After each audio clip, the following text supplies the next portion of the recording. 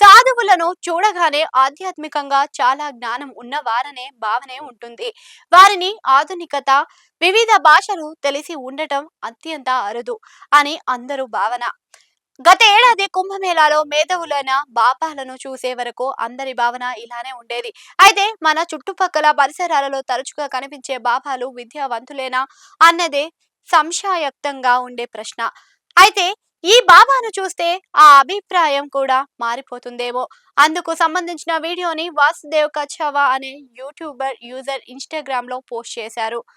ఆ వీడియో క్లిప్‌లో సాధు బాబా సమీపంలో పుస్తకాల షాప్ వద్ద బల్లపైన ఉంచి ఉన్న పుస్తకాలను తిరిగేస్తూ కనిపిస్తారు. వీడియో రికార్డ్ చేస్తున్న వ్యక్తి, "ఈ పుస్తకాలన్నీ ఇంగ్లీష్‌లోనే ఉన్నాయి. మీకు ఇంగ్లీష్ వచ్చా?" అని ప్రశ్నిస్తాడు.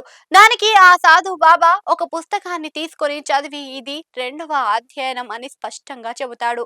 "మీకు ఇంత ఇంగ్లీష్ ఎలా వచ్చు?"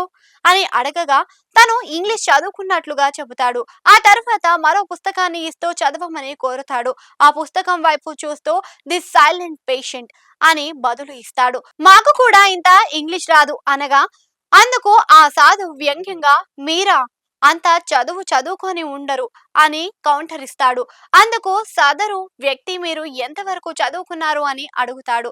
దానికి బాబా తాము సాధువులమని దాన్ని బహిర్గతంగా చెప్తే తమ సర్టిఫికెట్లు విలువలను కోల్పోతామని అంటూ అక్కడ నుంచి వెళ్ళిపోతాడు. ఈ వీడియో చూసిన నెటిజన్లు సైతం బాబా క్లాస్ టాపర్ అదరగొట్టేశారు అని ప్రశంసిస్తూ పోస్టులు చేశారు.